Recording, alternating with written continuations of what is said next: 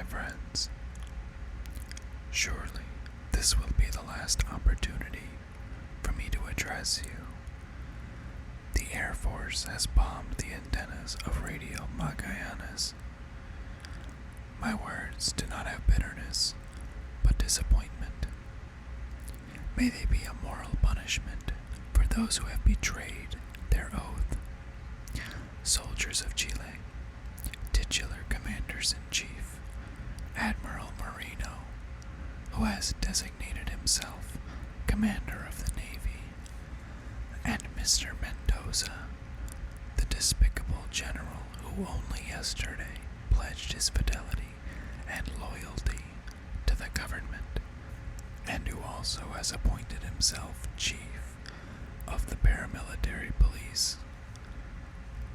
Given these facts, the only thing left for me is to say to workers, I am not going to resign.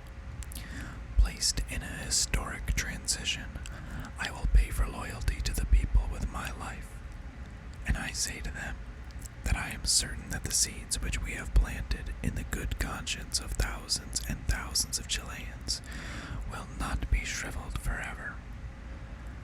They have force and will be able to dominate us, but social processes can be arrested by neither crime nor force.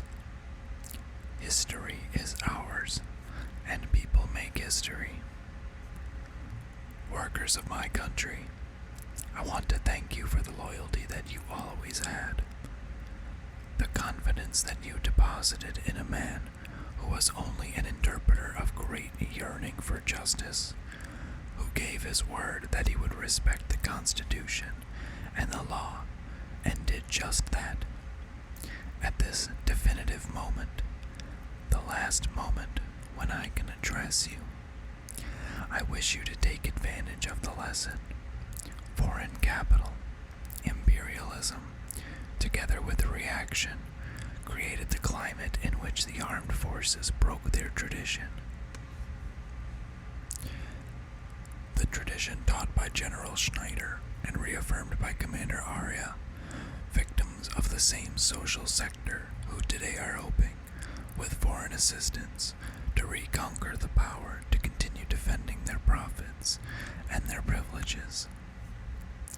I address you, above all, the modest women of our land, the campesina who believed in us, the mother who knew our concern for children.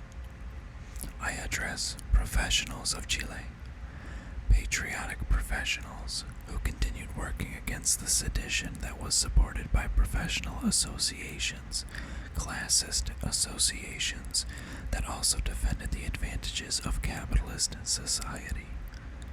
I address the youth, those who sang and gave us their joy and their spirit of struggle. I address the men of Chile, the worker, the farmer, the intellectual, those who will be persecuted, because in our country fascism has already been present for many hours, in terrorist attacks, blowing up the bridges, cutting the railroad tracks, destroying the oil and gas pipelines, in the face of the silence of those who had the obligation to act.